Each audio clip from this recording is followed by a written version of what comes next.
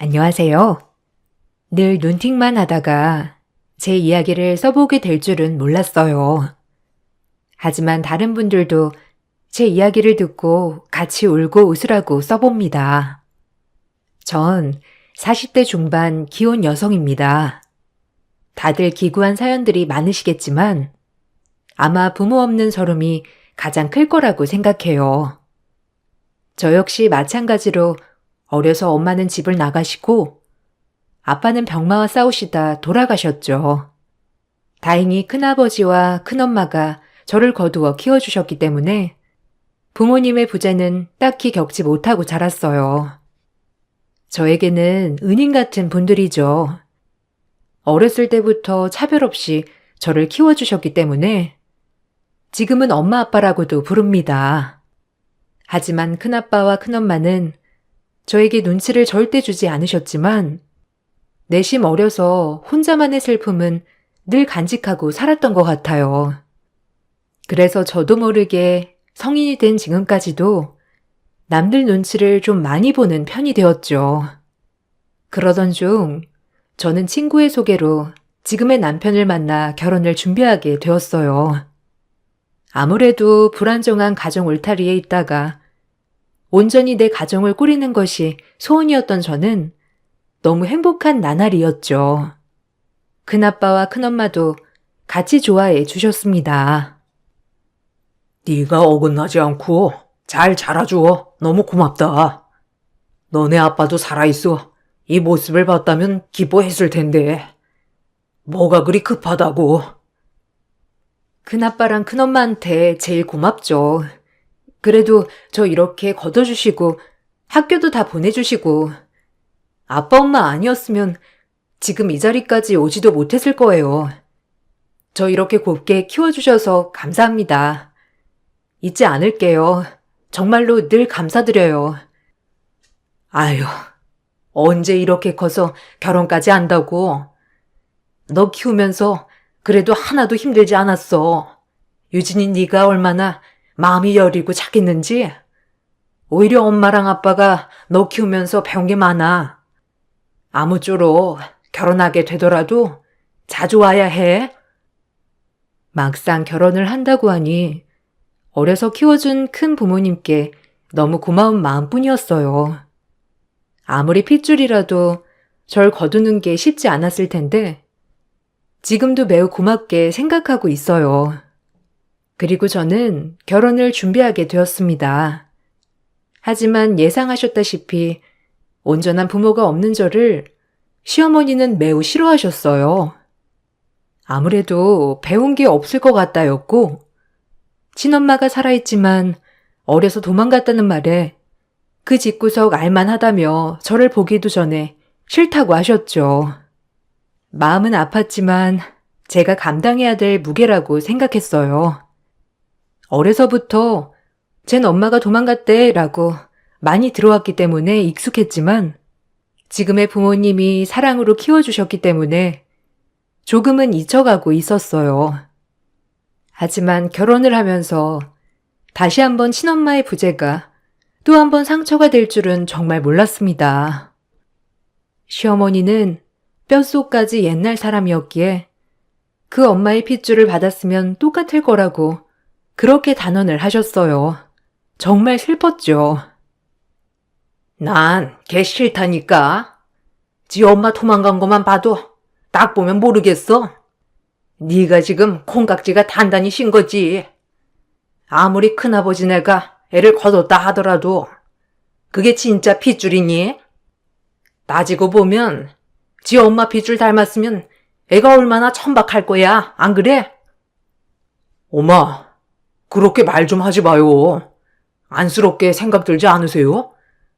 어려서부터 얼마나 마음 아픈 일이 많았겠어요. 전 이 결혼 포기 못합니다.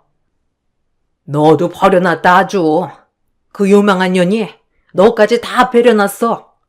내 아들 맞는 거냐? 내가 널 어떻게 키웠는데 아빠도 없이 홀로 너 하나만 바라보고 엄마 이렇게 늙은 거 안 보이냐? 그런데도 네가 내 기대를 저버리고 그깟 년이랑 결혼을 하겠다는 거야? 몇 년 하지 마요. 듣기 싫어. 내 인생 내가 선택하겠다는데 왜 왈가왈부 하시는 거예요? 아무리 그러셔도 전 포기 못해요. 그래, 너 죽고 나 죽자 아주. 어미 앞에서 못하는 말이 없지? 어디서 네 인생이란 말이 나와? 내가 널 어떻게 키웠는데? 엄마, 그거 집착이에요. 전 절대 유진이 포기 못해요. 엄마가 유진이 보면 분명 마음이 바뀌실 거예요. 얼마나 착한 앤데. 남편의 완강한 표현에 결국 어머님 두 손 두 발 들으셨고 저흰 결혼을 하게 되었어요. 남편은 돌아가신 아버지가 운영한 식당을 이어받아 하고 있었고 저는 공무원이에요. 남편은 자영업, 저는 안정적인 직업이어서 결혼해도 큰 걱정을 하지 않았어요. 하지만 어머님이 저를 정말 너무 미워하시는 통에 매일이 살얼음판 같았죠. 한두 번은 참았지만 매번 저희 친부모님을 운운하며 욕하셨기 때문에 참을 수 없는 날들이 더 많았습니다. 결혼식에서도 마음에 안 드는 티를 엄청 내셨기도 했고요. 그렇게 제 친구들도 그렇고 식장에 온 저희 집 부모님 쪽 지인들까지 민망해서 얼굴이 달아오를 정도였죠. 정말 아나무인이었어요. 어머, 성재 엄마 축하해. 아유, 그래도 신부 되게 예쁘더라. 성재도 아주 싱글벙글이더라. 하여튼 너무 축하해. 축하는 무슨? 아유, 말도 마. 나중에 얘기해. 나 진짜 쟤 너무 마음에 안 드는데 성재가 하도 난리쳐서 억지로 시키는 거야. 식장이니까 나중에 우리 집에 오면 내가 자세히 얘기해 줄게. 하여튼 와줘서 너무 고마워. 밥 꼭 먹고 가고, 알겠지? 야, 너네 시엄마 진짜 너무하는 거 아니야? 아니, 지 얼굴에 침 뱉기지. 그게 뭐야 도대체? 결혼식장에서 떠벌리는 것도 아니고. 아, 원래 그러셔. 그냥 신경 쓰지 마. 그래도 좀 나아지시겠지 뭐. 어차피 같이 사는 것도 아니고 따로 살 건데 뭐. 네가 고생이 많겠다 진짜. 아유, 그래도 오늘 너무 예뻐. 결혼 축하해 유진아. 세상에서 제일 행복한 신부가 되길. 오죽했으면 제 친구들도 신부 대기실에 와서 시어머니의 만행을 저에게 말해 주었죠. 기가 막혔습니다. 천박스럽기도 했고요. 매번 오는 지인들을 붙잡고 신부 마음에 안 든다고 하소연을 하셨더래요. 저희 엄마 아빠가 그 모습을 보시고 얼마나 당황하셨는지 저까지 죄송해지더라고요. 엄마 아빠는 행여나 저를 안 좋게 보는데 엄마 아빠까지 나서면 저를 더 안 좋게 볼까봐 참으셨다고 하더라고요. 대신 결혼식이 끝나고 남편에게 아빠가 한 소리를 하셨죠. 얼마나 꾹꾹 참았다가 하셨는지 알 것 같더라고요.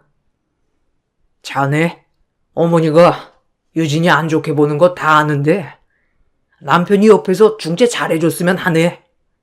자네 하나 믿고 시집갔는데 지금까지 그런 소리를 들어야겠나? 하여튼 지켜볼 거야. 우리 유진이는 내 친딸이나 다름없으니 눈에 눈물 나게 하는 일 없도록 하게. 네, 아버님, 죄송합니다. 저희 엄마가 유진이 힘들게 하지 않도록 제가 옆에서 많이 노력할게요. 지켜봐 주세요. 아유, 내가 진짜 창피해서 원. 자네 믿고 결혼시켰는데 유진이 앞날이 안 봐도 훤해. 어쨌든 유진이 눈에 눈물 나는 날은 내가 가만 안 있을 거야. 아유, 창피해. 자네 어머님, 하여튼 정말 매너가 너무 없으신 것 같아. 김서방이 조심 좀 시켜줘. 그렇게 험난한 결혼 생활에 막이 열렸죠. 시어머니는 더 대단했어요. 매번 말도 없이 저희 집에 찾아오는 것은 기본이었고 오자마자 집을 뒤지며 매번 살림살이에 터치를 하시곤 하였죠. 집에 들어가는 길에 두려울 정도일 때도 있었어요. 오늘은 오셨을까? 오늘은 안 오셨을까? 매번 이렇게 스트레스를 받았죠. 일 끝나고 집에 오는 날에 깜짝 놀라는 날도 허다했고요. 어머, 깜짝이야. 아니, 어머님, 언제 오셨어요? 말도 안 하시고, 현관 비밀번호는 어떻게 아신 거예요? 아, 놀래라. 내가 우리 아들 집 오는데 너한테 보고하고 와야 하니? 아니, 성재밥은 잘 차려주는 거야? 집안꼴이 이게 뭐니? 냉장고 안은 이게 뭐고, 빵 쪼가리에 죄다 과일. 아니, 밥은 안 먹고 사냐? 우리 성재가 밥심으로 사는 거 몰라서 그래? 네? 아니, 성재씨, 아침 안 먹고 다녔다고 하던데요? 그리고 저녁은 저희가 알아서 잘 차려 먹고 있어요. 그리고 사람 없는 집에 이렇게 불쑥불쑥 오시는 거 좀 아닌 것 같네요, 어머니. 다음번에 저 있을 때 예고하고 와주세요. 이러시면 너무 불편해요. 뭐야? 아이고, 내가 하다 별. 너까지 것한테 내가 허락을 받아야 한다고? 내가 왜? 우리 아들이 산 집인데 내가 네가 뭐라고 너한테 허락받아야 해? 아주 웃기는 애네 이거. 내가 이러려고 너랑 결혼 허락한 줄 알아? 내 아들 뺏기고는 못 살아. 성재 씨가 산 집 아니고요.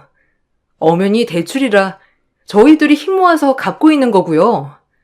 여하튼 성재 씨한테 말해 놓을게요. 이렇게 어머님 불쑥 오시는 거 안 했으면 좋겠다고. 식사하셨어요? 성재 씨 오면 식사하시고 가실 거죠? 저녁 준비하게요. 기다리세요.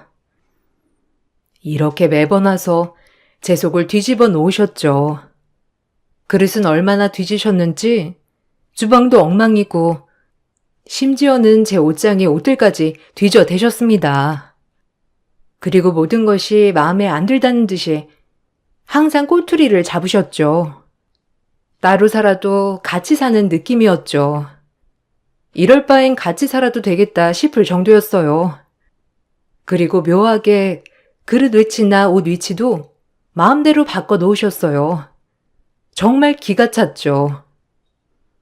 어머니, 제 옷장도 뒤지신 거예요? 너무 하신 거 아니에요? 제가 어머님 물건에 손대면 기분 안 좋으실 거 아니에요? 뭐야? 그래, 내가 뒤져봤다. 옷 꼬락서니 하고는 천박해가지고 그걸 옷이라고 걸쳐 입고 다니냐? 하도 기가 막혀서 들춰본 건데 시애미가 옷 좀 뒤져봤기로서니 눈을 동그랗게 뜨고 대들어. 이게 어디서 배워먹은 버르장머리야? 하긴 배울 때가 있어야 배우지. 지업이 집 나가고 아빠 죽고 저렇게 사연 있는 애를 왜 하필 성재가 커둬가지고. 아유, 지겨워. 너무하세요. 어떻게 제 아픔을 그렇게 아무렇지 않게 들춰내실 수 있으세요? 어머니, 정말 너무하시네요. 너무는 네가 너무하지. 뻔뻔하게 우리 집에 시집 오길 어딜 와? 성재가 죽고 못 살았어도 결혼하지 말았어야지. 아주 너 머리부터 발끝까지 마음에 안 든다. 어미가 어떤 사람인지도 모르는데 그 핏줄이 나중에 어떨 줄 알고. 아유, 불결하지 아주. 성재 씨도 아버지 없는 건 마찬가지 아닌가요? 어디 가서 성재 씨가 그런 소리 들으면 어머님 마음이 어떻겠어요? 제발 작작하세요. 어머어머, 아주 사람 잡네. 아주 버르장머리 없는 년. 무섭다 무서워. 나중엔 아주 한 대 치겠다. 왜? 지금 쳐봐. 매번 아픈 곳만 찔러드는 어머님의 말에 눈물을 안 흘리는 날이 없었어요. 일주일에 두세 번은 저렇게 집에 불쑥 오셔놓고 제 마음을 쑤시고 가셨습니다. 남편이 어머님께 아무리 화를 내봐도 어머님은 작정한 듯이 매번 찾아오셨죠. 아주 미치는 줄 알았어요. 사는 게 아니었죠. 이러다 남편이랑 이혼할 수도 있겠다 싶을 정도였어요. 그 정도로 매번이 스트레스 받는 나날이었죠. 엄마, 자꾸 그러면 저희 비밀번호 바꿀 거예요. 저희가 갈 테니까 집에 말도 없이 오지 마세요. 요즘 세상이 어떤 세상인데 시어머니가 집문을 따고 들어와요. 그리고 유진이한테 뭐라고 하셨길래 엄마만 왔다 가면 그렇게 우는 거예요. 네? 어머. 너 성재 맞니? 아주 여우한테 놀아나더니 지금 엄마한테 바락바락 대드는 거야? 아휴, 기가 막혀. 엄마가 이러면 제가 더 힘들어져요. 왜 그걸 몰라요? 네? 아빠 없이 엄마가 홀로 저 힘들게 키워준 건 다 알고 고마운데요. 제발 유진이 좀 내버려 둬요. 유진이가 저렇게 힘들어하니까 제가 괜히 죄인 된 것 같고 그러잖아요. 부탁드릴게요. 네가 왜 죄인이야? 떳떳한데. 자기가 죄인이지?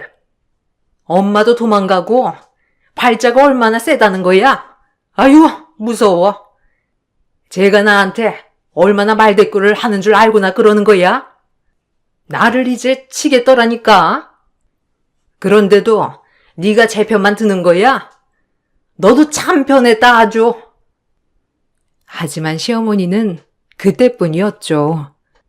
남편이 한 번씩 이따금 뭐라고 할 때마다 잠시 나아진 듯 하더니 또 반복이 되었어요. 제가 남편과 이혼하지 않는 이상 어머님은 끝날 줄은 몰랐죠. 그렇게 제 가슴이 멍이 들고 있었어요. 매일이 행복할 줄 알았던 결혼 생활이 이렇게 매번 살얼음판을 걷는 줄 알았으면 결혼하지 않았을 텐데 라는 생각도 들었고, 왜 우리 친엄마는 나를 두고 집을 나가서 이렇게 내 평생 도움이 안 되는지 철저하게 원망스러웠어요. 아마 지금도 잘 살고 있겠지? 라는 원망과 함께 눈물을 집어 삼켜야 했어요. 어려서부터 매번 눈치만 보고 지금까지 이렇게 스트레스를 받으니 이게 마음의 병이 되었죠. 자기야, 나 요새 목에 멍울 같은 게 잡힌다? 아니, 림프암인가? 뭔가 몸이 안 좋은 것 같기도 하고 무섭네. 당장 병원 가봐야 하는 거 아니야? 내가 일 빼고 같이 가줄까? 그러게, 요새 살도 많이 빠지고, 아휴, 우리 엄마 때문이지 뭐. 아니라고는 못하겠네. 일단 오늘 반차 쓰고라도 가보든지 해야겠다. 끝나면 병원 문 닫으니 일단 자기는 신경 쓰지 마. 어떻게 신경을 안 써? 내가 같이 가줄게. 오늘 반차 쓸 거야? 그럼 나도 주방장한테 가게 맡기고 시간 맞춰 자기 시청으로 갈게. 그렇게 남편과 약속을 하고 일이 끝나자마자 병원에 갔어요. 이것저것 초음파를 보던 병원 의사 선생님께서 저에게 말씀하셨죠. 그 말은 청정병력과도 같은 말이었습니다. 얼마나 놀랬던지 내가 병을 키웠다는 생각과 함께 눈앞이 아득했죠. 일단 소견서 하나 써줄 테니 큰 병원으로 가보는 게 좋겠어요. 아무래도 종양 같긴 한데 위치가 갑상선이라 조직검사해 보는 게 좋겠어요. 오늘 소견서 써드릴 테니 이 병원으로 가보세요. 여기가 갑상선이랑 유방 쪽은 잘 보기로 소문난 병원이거든요. 네? 소견서요? 아, 그럼 혹시 암일 수도 있다는 말이신가요? 괜찮으니까 말씀해 주세요. 갑상선 암이라는 거죠? 정확한 건 뭐 조직 검사를 해봐야 하겠지만 모양이 악성 같기도 하네요. 일단 소견서는 써드릴게요. 정확한 거 아니니까 진정하시고요. 그렇게 소견서를 받고 큰 병원으로 전 전원되었죠. 그러고 나서 확인한 결과 역시나 갑상선암이 맞았어요. 아무리 갑상선암이 착한 암이라고 하지만 청천벽력 같더라고요. 젊은 나이에 암이라니. 그리고 얼마나 스트레스를 받았으면 암에 걸렸을까라고 생각하니 모든 게 다 원망스러웠습니다. 아무리 큰엄마, 큰아빠에게 사랑을 많이 받고 자랐다지만 늘 엄마 없는 부재는 저에게 스트레스로 다가왔었고 막상 결혼해서도 늘 이 문제로 구박을 받으니 제 마음이 편할 날이 없었죠. 전 그렇게 수술 약속을 잡았고 하필 명절의 빨간 날과 겹치게 되었죠. 가장 먼저 수술을 받을 수 있는 날이 그날밖에 없어서요. 갑상선 암이라니? 이게 다 우리 엄마 때문이야, 그치? 미안해. 어떻게 얼마나 스트레스를 받았으면 암에 걸려, 어? 내가 진짜 너 볼 면목이 없다. 얼마나 힘들었어. 미안해, 정말. 그래도 항암 치료도 안 해도 된다고 하고 수술만 하면 된다고 하니까 조금만 힘내, 어? 내가 꼭 네 옆에서 회복할 수 있도록 도와줄게. 유진아, 진짜 나 만나서 네가 마음고생이 많다. 아니야. 자기도 중간에서 참 힘들었지? 괜찮아. 이제 스트레스 받지 말아야지. 다 이게 내가 스트레스를 풀지 못해 쌓아온 마음의 병인걸. 어머님뿐만 아니라 어려서부터 늘 그랬어, 나는. 매번 눈치 보고 주눅 들고 스트레스 받고 마음의 병이 된 거지 뭐. 엄마 아빠는 제가 암에 걸렸다는 소식을 듣자마자 병원으로 달려오셨고 엄마는 목 놓아 우셨어요. 그리고 아빠조차도 눈물을 훔치셨죠. 가장 아픈 손가락인 딸이 이렇게 암까지 걸리니 부모님 마음에 대못을 박은 거나 마찬가지였어요. 아니, 얼마나 마음의 병이 많으면 암에 걸려, 이거사. 나보고 어떻게 살라고, 어? 네가 이렇게 아프면 내 마음이 편하냐? 아유, 불쌍한 것. 평생을 그냥 어려서부터 눈치만 보고. 미안해, 엄마가. 널 더 신경 썼어야 했는데 내가 너네 아빠를 어떻게 보니? 아니야. 엄마가 날 얼마나 아껴서 키웠는데 왜 그런 말 해? 나 속상하게. 엄마 아빠는 진짜 최선을 다해서 나 키워줬잖아. 그래도 살도 이렇게나 빠지고. 아휴, 수술하고 엄마 집에 들어와서 좀 몸보신 좀 하고 가야겠다. 김서방, 수술하고 나면 유진이 내가 좀 데리고 있을게. 그래도 괜찮지? 데리고 가서 몸보신 좀 시키고 푹 쉬게 해야지. 아, 너 휴직계도 냈지? 휴직계 냈어. 그래도 공무원 사회가 이런 건 다 잘 되어 있잖아. 걱정 마, 엄마. 아휴, 갑상선은 착한 암이래잖아. 착한 암이 어디 있어? 힘든 건 마찬가지지. 그런 소리 말고 푹 쉬어. 넌 네 마음만 추슬러, 알겠지? 아휴, 내가 진짜 못 살아. 그렇게 엄마의 마음을 다독여주고 저는 입원 수속을 받았어요. 그리고 수술할 준비를 하였죠. 태어나서 난생 처음 하는 수술이라 긴장도 많이 되었지만 이렇게 온 가족이 모여 걱정을 해주니 그래도 마음을 잘 추스를 수 있었어요. 그리고 막상 수술을 하려고 생각하니 정말 주마등처럼 모든 것들이 지나쳐 가더군요. 날 버린 엄마, 그리고 돌아가신 아빠, 어렸을 때 추억까지도요. 그렇게 입원을 하고 수술을 하였어요.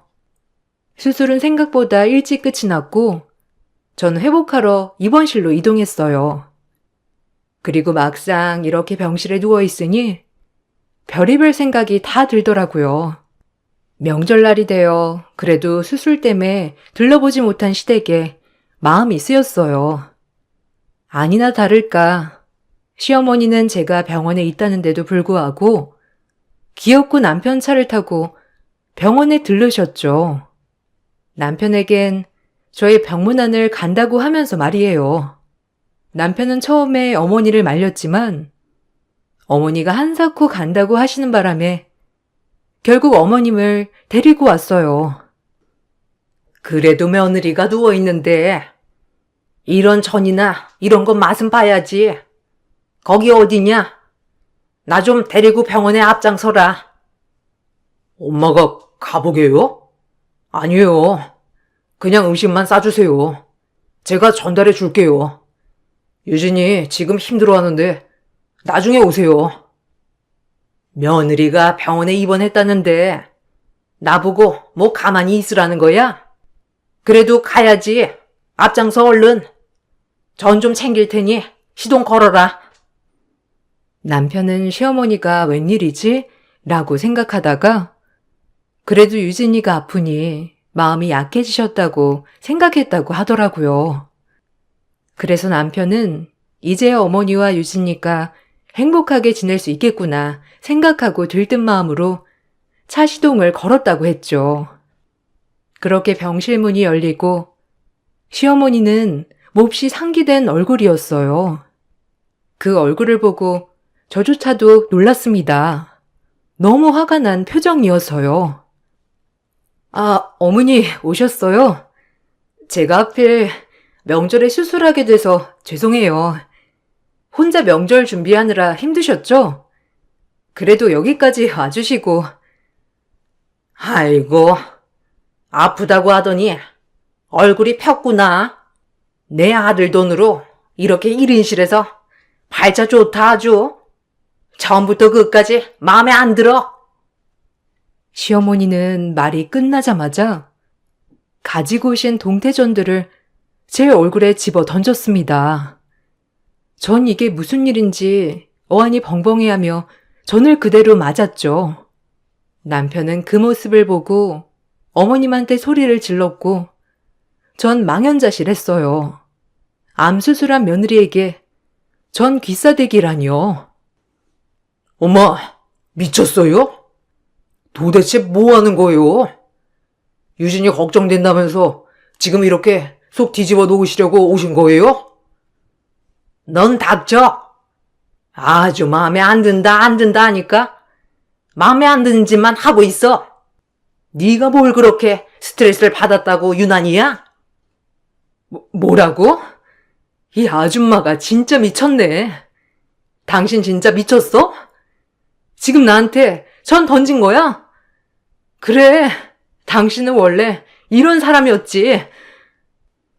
전 당장 이 아줌마를 끌어내려고 비상호출벨을 눌렀어요. 비상호출벨이 눌리자마자 병원의 부원장님이 달려오셨고요.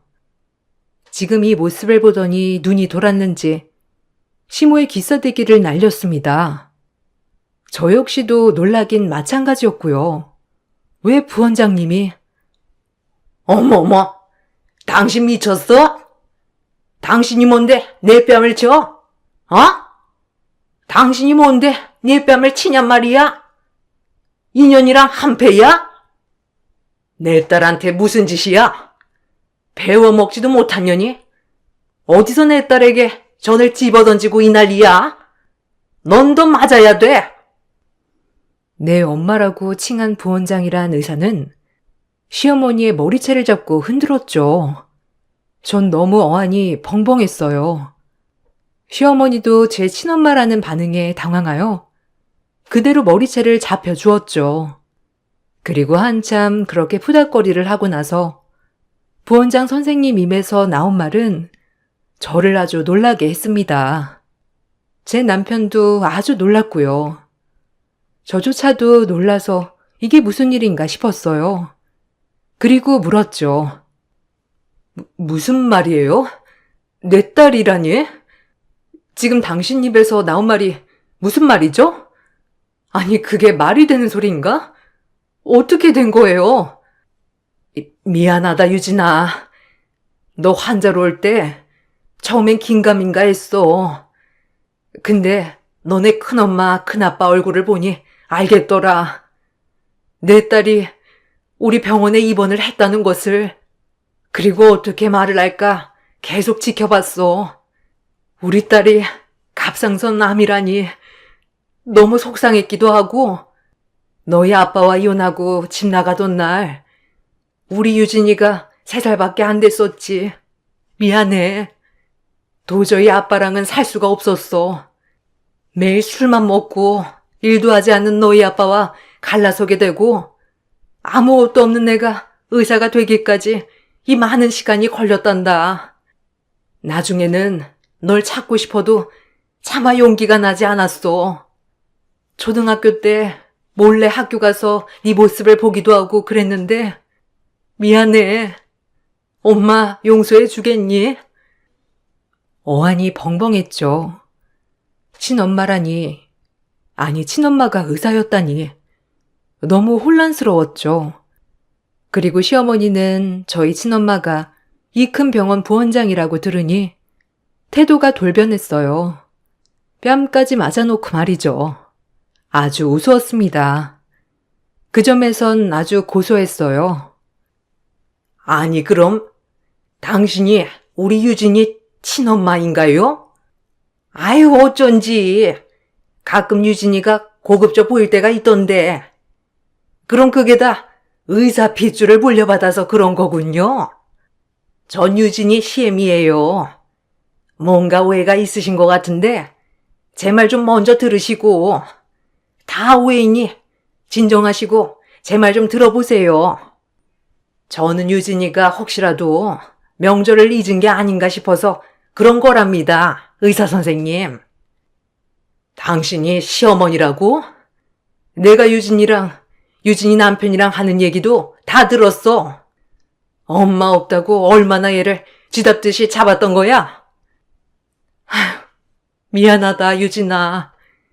내가 네 엄마야. 많이 놀랐지? 내가 환자 차트를 보고 얼마나 놀랐는지, 그 유진이 맞는지. 아니 내가 뭘 또 얼마나 잡았다고 그래요? 아휴 웃겨 진짜. 의사라고 내가 좀 고상하게 봐주려고 했더니 안 되겠네. 그리고 내가 얘랑 우리 아들 결혼시킨 거 보면 몰라요? 며느리라고 생각했으니 결혼시킨 거지 안 그래요? 그러니까 오해 마시고. 또 맞고 싶어 환장했니? 넌 이 병원에서 출입 금지야, 알겠어? 여기 이 사람 좀 끌어내요. 어디서 본 데 없어가지고. 엄마 맞는다고요? 어떻게 이런 일이. 전 당신이랑도 할 말 없어요. 그동안 제가 어떻게 살아왔는데. 그리고 어머님도 좀 가만히 있으세요. 어머님이 지금 이런 말 할 때가 아니지 않나요? 저한테 어떻게 대하셨는데요?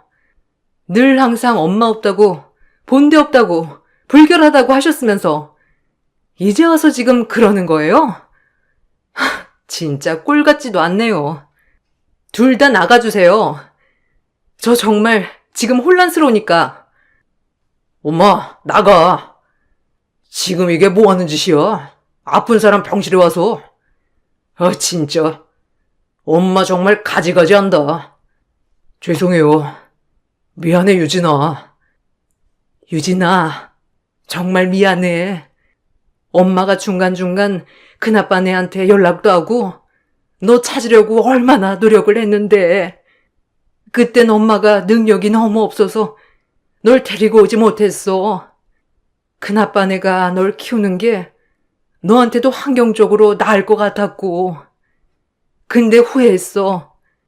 엄마가 이제 너 하고 싶은 거 다 하고 살게 해줄게. 미안하다. 정말 엄마를 용서해 주겠니? 엄마도 널 잊은 적이 단 한 번도 없어. 아니, 무슨 소리를 그렇게 섭섭하게 하니, 유진아? 우리 며느리가 친엄마를 찾다니. 진짜 감격스럽구나. 그리고 이 큰 병원의 부원장이라면 도대체 얼마나 성공했다는 거야? 진정들 좀 하시고 제 얘기 좀 들어보세요, 사돈. 이제 사돈이죠? 그렇게 날 구박할 땐 언제고. 이제 와서 친엄마가 이 큰 병원의 부원장이라니까. 왜? 눈이 돌아가요? 당신 같은 사람이 내 시어머니라는 게 진짜 부끄러워. 나가! 그리고 성재씨, 나 지금 말할게. 어머님이랑 나랑 둘 중 하나만 골라. 나 더 이상 어머니랑 만나고 싶지 않아.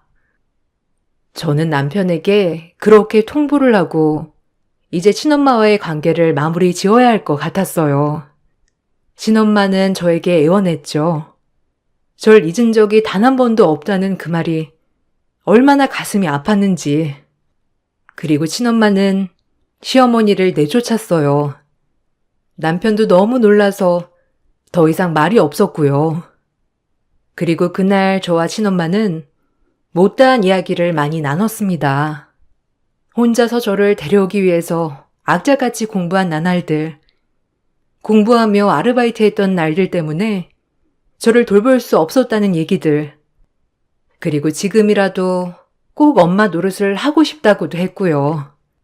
무엇보다 저에게 주고 싶어 돈을 버는 순간부터 지금까지 차곡차곡 모아놓은 돈을 저에게 주시더라고요.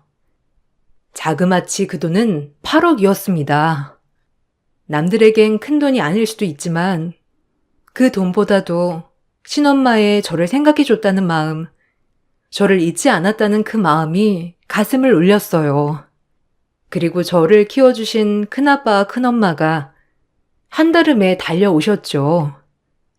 저를 키워주신 부모님에게 무릎을 꿇고 감사하다고 싹싹 비는 친엄마를 보니 만감이 교차했어요. 놀랐죠.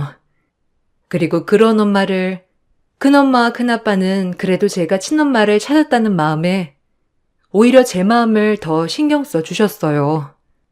그리고 친엄마는 그냥 얼굴만이라도 보게 해달라고 저에게 말했어요. 늘 엄마가 그리웠던지라 절 버리지 않았다는 그 말에 마음이 얼마나 녹던지.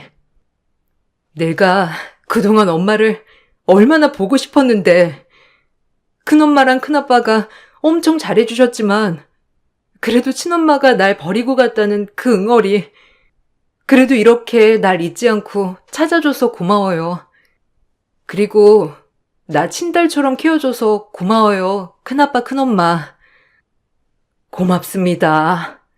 우리 딸 이렇게 훌륭하게 키워주셔서 저보다 더 훌륭한 부모님이세요. 고맙습니다, 아주버님, 형님. 그래도 유진이가 내 딸인 건 변함이 없고요. 그래도 유진이가 그렇게 그리워한 친엄마를 찾았으니 저는 그걸로 됐습니다. 그리고 병원에서 태어날 때까지 친엄마의 케어를 받았고 집으로 돌아오는 길 남편에게 다시 한번 말했죠. 이혼 아니면 시어머니와 손절. 남편은 주저없이 저를 선택하였고 그렇게 시어머니와의 연을 끊었어요. 아마 시어머니에겐 가장 큰 벌이 아닐까 싶어요. 시어머니는 남편이 연락도 없이 시어머니를 무시하자 저희 집에 찾아왔지만 문전박대를 하였고 비밀번호도 바꿔버렸죠. 야, 문 안 열어? 너 부원장 친엄마 얻었다고 막 나가는 거니? 그래봤자 한부모 가정주제에 네가 나를 이렇게 등한시해? 조용히 해, 이 아줌마야. 당신 아들도 이제 등 돌렸고 당신은 영원히 혼자야. 내가 왜 암에 걸렸는데 다신 찾아오지 마. 한 번 더 찾아오면 경찰 부를 줄 알아. 알겠어? 이제 혼자 외롭게 쓸쓸히 늙어가 봐. 알겠지? 다신 오지 마, 다신. 시어머니는 할 말을 잃은 듯이 터덜터덜 돌아갔고 남편도 저에게 그렇게 병실에서 하는 모습을 보고 자기 엄마를 보고 싶지 않다고 했고요. 그렇게 저희는 정리가 되었어요. 암에 걸린 덕분에 친엄마를 찾았다고 할까요? 아니면 만날 인연이라 만났던 걸까요? 전 간간히 친엄마도 만나고 지내고 있어요. 물론 아직까지 마음속에 나의 부모님은 큰엄마, 큰아빠라고 생각하고 있고요. 이젠 생각을 바꿔서 저에겐 부모님이 4명이 있다고 생각하며 긍정적으로 살고 있습니다. 제가 밝아진 모습에 남편도 좋아하고요. 지금이 제일 행복한 시기인 것 같아요. 시간이 많이 흘렀지만 아직도 시어머니의 만행들은 지금 생각해도 부글부글 끓습니다. 남편의 속마음은 어떨지 모르지만 제 앞에서는 저 자신을 제일 위한다고 말을 하고 있고요. 전 다신 보고 싶지도 않아요. 늘 눈팅만 하다가 한번 제 이야기도 써봤는데 제가 겪은 일이지만 별의별 생각이 또 드네요. 지금까지 제 이야기 안녕하세요. 저는 60대 중반 여자입니다. 적은 멀리 있는 게 아닌 가까이 있다는 말이 있던데 저도 이번에 그런 비슷한 경험을 하게 되었네요. 그동안 저를 어떻게 생각하며 살아왔었는지 이번 일을 통해서 확실하게 알 수 있었습니다. 저희 집안에는 천하에 둘도 없는 효부인 며느리가 들어와 함께 살고 있었는데요. 양가 집안이 그렇게 넉넉한 편은 아니었고 워낙 없이 시작을 했던 터라 빚을 내서 집을 해결하는 것보다 저희 집에 방 하나가 여유가 있어 일단 며느리가 들어와 살기로 결정하게 되었죠.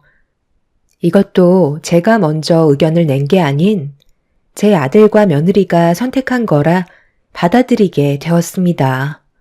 빚 없이 시작한다는 게 쉬운 것도 아니지만 어느 정도 여유 자금이 모였을 때 분가하기로 결정을 했었습니다. 둘이 열심히 사는 모습 보기 좋아 저 또한 최대한 많은 것들을 도와주고 싶었어요. 그런 제 마음을 며느리도 잘 알고 있는 건지 저에게 정말 잘했었고 관계가 나쁘다고 생각해 본 적 전혀 없었습니다. 주위에서는 딸 같은 며느리 얻기 정말 힘들다며 저를 부러워할 정도였어요. 제가 즐겨 듣는 이 채널의 사연들 중에서도 시어머니와 며느리 간의 사이가 별로 좋지 않아서 안 좋은 상황으로까지 이어지게 되는 결과들이 많아서 이해할 수가 없었죠.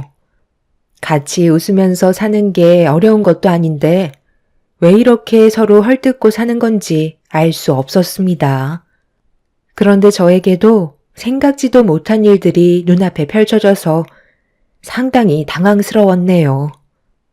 처음에는 어느 정도 자금이 모였을 때 분가하는 거였는데 살다 보니 서로 적응을 해버려서 그런지 1, 2년은 그냥 지나가더라고요. 그러다 눈 한 번 깜빡거린 것 같은데 5년이 훌쩍 지나가 버렸었죠. 워낙 서로에 대해 잘 알게 되었고 손발 호흡이 너무 잘 맞아서 5년이 지난 시점부턴 아들네가 분가를 한다는 게 상상이 되지 않을 정도로 며느리의 성격은 저와 정말 잘 맞는 것 같았어요. 그렇게 잘 지내오던 어느 날 모두가 함께 모여 저녁 식사를 마치고 후식으로 과일을 먹고 있을 때 며느리가 웃으면서 입을 열었어요. 어머님, 저희 5년 동안 일이랑 돈 악착같이 모아서 여유자금이 꽤 생겼거든요. 그래서 이참에 사업 한번 해보려고 생각 중이에요.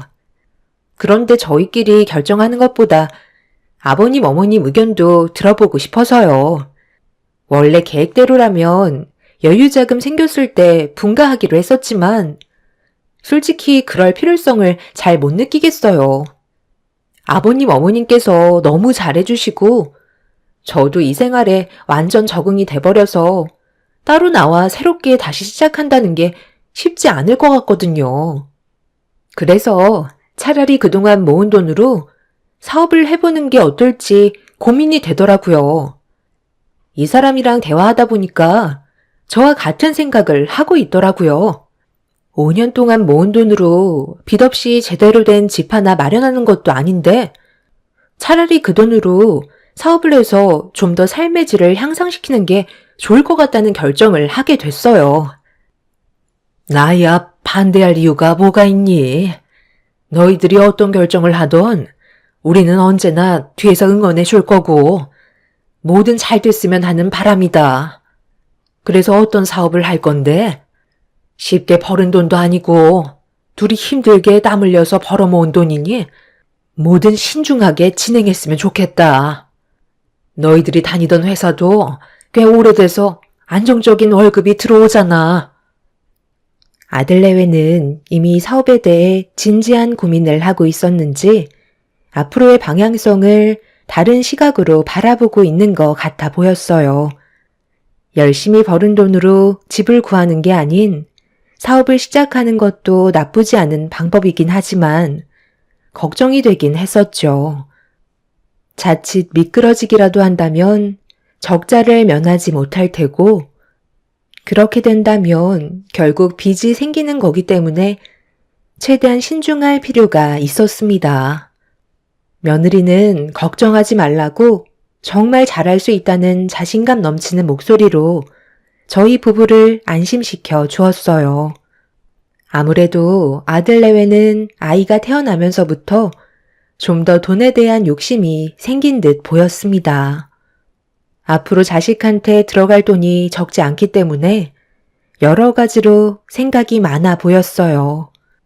저도 그런 아들 내외의 상황을 모르는 건 아니라서 최대한 힘 닿는 데까진 많이 도와주고 있었습니다. 적은 나이도 아닌데 아이를 돌보는 건 정말 쉽지 않았어요. 그래도 제가 힘들게 아이를 돌봐준 만큼 며느리 또한 다른 쪽으로 저를 도와줬었죠. 집안일 같은 경우 대부분 며느리가 담당을 하면서 서로의 필요를 충족시켜 주었습니다. 며느리가 제 아들에게 잘하고 시부모를 공경하니 그 모습을 쭉 지켜봐왔던 저는 아들 내외의 사업에 도움을 줄 수 있는 게 무엇이 있을지 고민을 하고 있었는데 며느리가 저와 따로 대화를 했으면 좋겠다고 제 손을 잡고 작은 방으로 데리고 들어갔네요. 어머님, 저희가 지금 음식점을 오픈하려고 준비 중이잖아요. 그런데 생각보다 자금이 많이 들더라고요. 제가 생각했던 예산보다 더 초과될 것 같아서요. 어머님 혹시 여유 자금 좀 있으세요? 만약 가능하시면 최대한 빨리 부탁드릴게요. 사람이 눈이라는 게 준비하다 보니까 이왕 하는 거 괜찮은 걸로 시작하고 싶더라고요. 어머님이 도와주시면 저희 사업 정말 대박 날 것 같아요. 제가 앞으로 더 잘할게요. 저도 이런 부탁드리는 거 고민 많이 하고 말씀드리는 거예요. 그래, 무슨 말인지 알았다. 내가 일단 너희 시아버지한테 한번 물어볼게.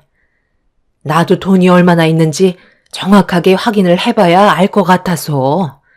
시간 좀 줄 수 있니? 며느리는 사업을 준비하는데 생각보다 자금력이 부족한 듯 보였어요. 이왕 처음 시작하는 거 제대로 해보고 싶어 하는 것 같았습니다. 처음에는 며느리도 자기 능력에 맞게 시작을 하고 싶었는데 살짝 눈 돌리면 좀 더 괜찮은 상가 매물과 거기에 어울리는 인테리어 장비들이 며느리의 눈을 더 키우는 듯 보였네요. 며느리의 고민은 제 아들에게도 영향을 주고 있었고 저도 최대한 도와주고 싶은 마음이 있었죠. 그래서 이 문제에 대해 남편과 함께 진지한 대화를 이어나갔어요. 무슨 말인지는 아는데 괜찮을까? 내가 왜 이런 말을 하냐면 너무 크게 판만 벌리는 것 같아서 좀 걱정이긴 하네. 처음에는 최대한 빚 없이 적당한 공간에서 시작하려 했는데 지금은 본인들 능력 이상을 초과해서 준비를 하고 있으니 그게 오히려 독이 될까봐 하는 소리야. 많이 투자해서 좋은 상가에 입점하면 당연히 손님들도 많이 오겠지. 그런데 우리는 아직 며느리와 아들이 계획하고 있는 걸 말로만 들었지 실질적으로 안심이 될 정도로 우리가 확인한 건 아니잖아? 당신도 내 말이 무슨 뜻인지 알지? 지금 상황은 능력 받기라는 말이야. 일단 시도해보고 점점 확장해 나가는 게 좋을 것 같은데? 아버님, 어머님, 들어가도 될까요? 제가 과일 좀 깎았는데요. 이것 좀 드셔보세요. 그런데 무슨 대화를 하셨길래 방 안의 공기가 너무 무거워요. 너희들 사업에 대해 진지하게 대화를 하고 있었다. 생각했던 것보다 자금이 많이 부족하다는 말을 들으니 걱정이 안 되는 건 아니지. 그래서 도와달라고 말씀드린 거예요. 저희가 빌려주신 돈을 다시 안 돌려드리겠어요? 당연히 벌어들이는 대로 빌려드린 돈부터 갚아야죠. 너무 걱정하지 마세요. 며느리는 무조건 성공할 수 있다며 부족한 자금을 빌려달라고 재촉하기 시작했어요. 그리고 잠시 뒤 아들도 저희 방에 들어와 며느리와 같은 의견을 내세웠죠. 하지만 남편은 아들네의 부탁을 끝내 보류했고 좀 더 신중히 생각해보자며 무리하게 돈을 끌어서 사업을 시작하는 것보다 능력에 맞게끔 준비하는 게 좋을 것 같다는 의견을 내세웠어요. 그 말이 끝남과 동시에 며느리의 표정은 싸늘하게 굳어버렸고 한동안 방 안에는 침묵이 흘렀습니다. 처음 보는 며느리의 표정에 저희 부부는 당황스러웠어요. 원하는 대로 해주지 않아서 그런 건지 자리를 박차고 일어나더니 아무 말도 없이 방으로 돌아가 버렸습니다. 아들도 며느리의 돌발 행동에 난감했는지 저희한테 죄송하다는 말 한마디 하고 급하게 며느리의 뒤를 따라가 방으로 들어갔는데 저희 방에까지 대화 소리가 들리더군요. 아버님이 하시는 말씀 당신도 들었잖아. 우리를 도와주지 않겠다고 하시는 거 봐놓고도 그런 말이 나와? 지금 내가 흥분 안 하게 생겼어? 그동안 이 집에 있으면서 얼마나 잘했는지 뻔히 아시면서 어떻게 저런 말을 하실 수가 있는 거야? 나는 아버님한테 정말 많이 실망했어. 돈 빌려달라니까 표정이 싹 바뀌셔서 단호하게 말씀하시잖아. 돈 앞에선 가족도 없으신가 봐. 내가 너무 큰 실망을 내서 지금 말도 안 나올 정도라고. 정말 힘들게 시작하는 거 제대로 한번 해보고 싶어서 도와달라고 부탁드린 건데 어쩜 저리 매몰차실 수 있어? 다 들리면 뭐? 나는 말도 못해? 지금 얼마나 중요한 시기인지 당신도 잘 알잖아. 그래도 목소리 좀 낮춰. 우리 부모님께서 당신이 이런 식으로 얘기하는 거 전부 다 듣게 되면 기분 좋으시겠어? 왜 하나만 알고 둘은 몰라? 우리가 일단 사업이 잘 되면 안 도와주시겠냐고. 나도 아직까지 확실치 않아서 불안하기만 한데 무작정 돈만 바른다고 해서 좋아질 수 있다는 보장도 없는 거잖아. 밥만 벌리다 나중에 정말 파리만 날리면 모두 끝장인 거 몰라? 일단 침착하게 좀 더 신중히 움직이는 게 좋을 것 같아. 당신 지금 너무 급하게 준비하는 것 같다고. 집안이 떠나갈 정도로 아들과 며느리는 서로 안 좋은 대화를 주고받으며 분위기를 더욱더 심각하게 만들었어요. 남편과 저는 한숨을 내쉬었고 어떻게 해야 할지 많은 고민을 하게 되었네요. 그렇게 한바탕 난리가 나고 아들 내외는 저희의 도움 없이 동네에는 없는 소고기 무한리필집을 오픈하게 되었습니다. 모든 걸 직접 알아보고 준비했던 가정이라 며느리와 아들이 발품 팔아 금전적인 부담을 최소한으로 줄였고 그렇게 시작된 장사는 시작이 나쁘지 않았어요. 며느리는 저희 부부에게 보란듯이 최대한 좋은 실적을 내기 위해 정말 열심히 움직였어요. 그렇게 몇 달 동안 음식점에 자리가 없을 만큼 장사가 잘 되고 있었는데 전혀 상상하지 못했던 상황이 전개되고 말았습니다. 아들내외가 힘들게 준비해서 시작한 사업이었는데 한 달이 건너 반대편 건물에 꽤 큰 체인점 소고기 무한리필 식당이 오픈을 하게 되었어요. 점점 줄어드는 손님들 때문에 뭐가 문제인지 정확히 알 수 없었는데 저희보다 매장이 2배나 차이가 났었고 거기에다가 체인점이라서 그런지 비슷한 가격임에도 불구하고 음식의 퀄리티에서 너무 큰 차이가 나고 말았죠. 사람들 입맛도 거의 비슷하기 때문에 거의 같은 가격에 더 퀄리티 있는 음식점을 찾는 건 당연한 거였어요. 결국 대박이라고 생각했던 음식점은 몇 달 만에 파리만 날리게 되면서 손님은 거의 찾아와 주지 않으셨네요. 아들내외도 이런 경험을 전혀 해본 적이 없어서 멘탈은 쉽게 무너져 내렸고 끝까지 버티려 했지만 오래 가지 못하고 결국 장사를 접어야 하는 지점까지 이르게 되었죠. 정신적으로 상당히 힘들어하던 아들내외는 앞으로의 갈 길을 아예 잡지 못하고 있었어요. 그 모습을 지켜보고 있던 저희도 어떻게 하면 좋을지 고민에 빠졌고 다른 직종으로 바꿔야 하는 게 좋을 것 같다는 결정을 내리게 되었네요. 계속해서 버텨봤자 지속적인 적자를 감당하지 못할 것 같아 최대한 빨리 정리를 하는 게 더 큰 손해를 막는 길이었어요. 결국 아들내외는 정말 힘들게 준비했던 사업을 폐업하게 되었고 또 다른 준비를 위해 훌훌 털어버리고 바쁘게 움직였습니다.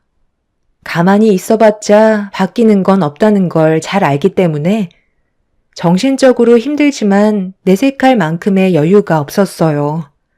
며느리는 저희 부부에게 긴히 할 말이 있다면서 다시 한번 접근했고 부족한 자금을 충당하기 위해 손을 벌렸습니다. 아버님, 이번에는 저희 좀 도와주세요. 이왕 시작하는 거 제대로 해봐야 하지 않겠어요?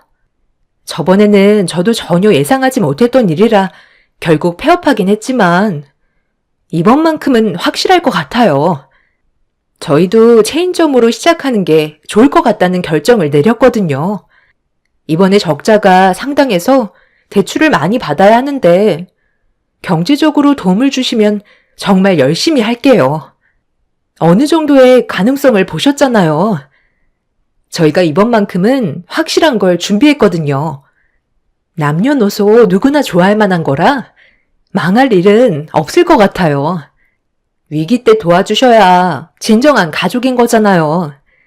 저는 아버님, 어머님께 이런 부탁하는 거 좋겠어요? 다 잘 먹고 잘 살기 위해 그런 거죠. 무슨 얘기 하는지 잘 알겠다. 그래서 이번엔 무슨 음식 장사를 하려는 건데? 저번처럼 철저하게 준비를 해도 어떤 돌발 상황이 생길지는 아무도 모르는 거야. 이번에는 확실하다니까요. 수익이 보장되는 체인점이라 걱정하실 필요가 없어요. 저번과는 다르게 그래도 사업 미천이 너무 부담스럽지는 않은 것 같아요. 이번만큼은 제발 도와주세요. 그동안 저희가 얼마나 열심히 살아왔는지 누구보다 잘 아시잖아요. 이번엔 어떻게 해서든 성공할 테니까 꼭 부탁드릴게요. 아들내외는 이번만큼은 꼭 성공하고 싶다며 더 이상 물러설 곳은 없다며 최대한 서둘러 금전적으로 도움을 주길 원하고 있었어요. 저번 사업 때 저희 부부가 가진 재산을 보니 8천만 원이 전부더라고요. 남편의 건강이 좋은 건 아니라 지속적으로 병원비도 꾸준하게 들어가야 하고 경제적으로 어려움이 많아서 저희도 쉽게 결정할 수 있는 문제는 아니었지만 부모란 자식이 잘 되는 걸 보고 싶기 때문에 저희의 전 재산이 담긴 통장을 내밀어 보이게 되었네요. 며느리는 급하게 통장의 잔고를 확인하더니 알 수 없는 표정으로 통장의 금액을 한참 동안 바라보고 있었어요. 생각했던 것보다 적다고 생각했는지 약간 뾰루퉁한 표정이었습니다. 그래도 없는 것보단 낫다는 듯한 표정으로 며느리는 서둘러 저를 데리고 은행으로 향하게 되었고, 그렇게 며느리의 통장으로 8천만 원이 이체가 이루어졌네요. 저는 며느리와 함께 차를 타고 집으로 돌아오면서 그 돈이 전 재산이라 이번에는 꼭 성공해야 한다면서 좋은 성과를 이뤄주길 간절히 부탁했어요. 며느리는 걱정하지 말라며 이번엔 확실하다고 저를 안심시켜 주었어요. 그렇게 아들내외가 가진 자금에 저희가 지원해준 8천만 원으로 다시 장사를 시작했고, 처음 오픈은 나쁘지 않았어요. 며느리가 준비한 사업은 불맛이 나는 쭈꾸미 음식점이었습니다. 체인점이라서 그런지 어느 정도 인지도가 있어서 손님들께서 알아봐 주시고 방문해 주시는 분들도 계셨어요. 저희는 인건비도 줄이기 위해 남편과 함께 매장에 방문해서 할 수 있는 것들을 최대한 도와주었습니다.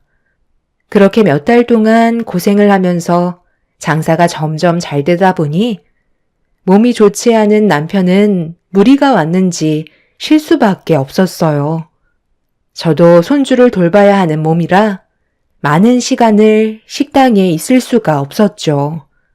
며느리는 손님이 많이 오는 만큼 직원 수를 늘렸고 1년이 지나는 시점에 자리를 잡을 수 있었네요. 그런데 남편이 그동안 아들 내외의 음식점 장사를 도와주는데 무리가 많았는지 몸이 좀처럼 회복이 되지 않았어요. 그래서 병원에서 검사를 받아보니 집에서 최대한 많이 쉬어야 된다는 진단을 받게 되었죠.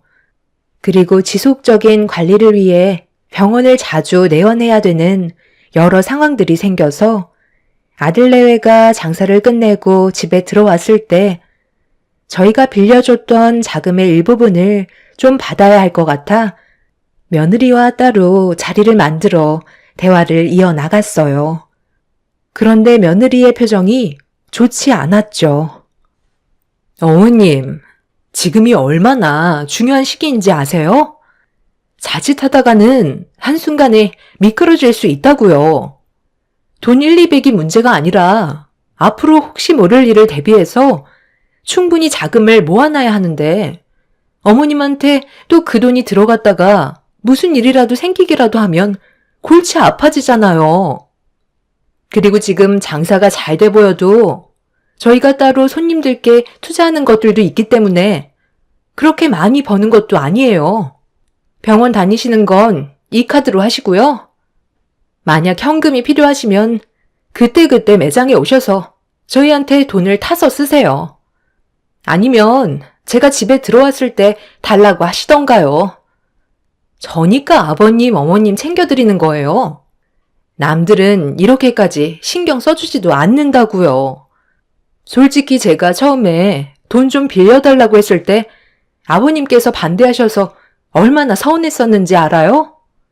그동안 저는 정말 잘해드렸고 동네 주민분들께서 효부라고 입소문이 날 정도로 인정받았었는데 돈 얘기 나오니까 갑자기 돌변하셔선 저에게 상처 주셨잖아요.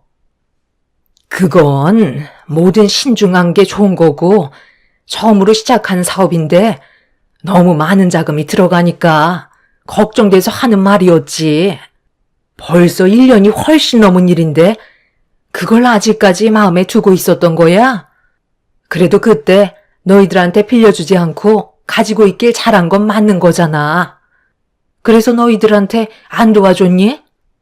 우리도 정말 신중하게 결정할 필요가 있었다. 빌려달라는 대로 막 빌려줄 만큼 부자도 아닌데 당연히 무슨 일을 하든 조심해야 되는 건 맞는 거잖아.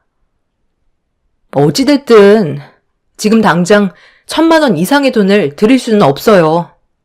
그러니까 제 말대로 병원비는 이 카드로 결제하세요. 아버님이 무리하신 건 푹 쉬면 괜찮아진다면서요. 앞으로 저희가 벌어오는 돈으로 생활하실 거니 평생 2다리 뻗고 편하게 지내실 텐데 아버님, 어머님은 좋으시겠어요? 이런 며느리 어디 가서 구하겠어요?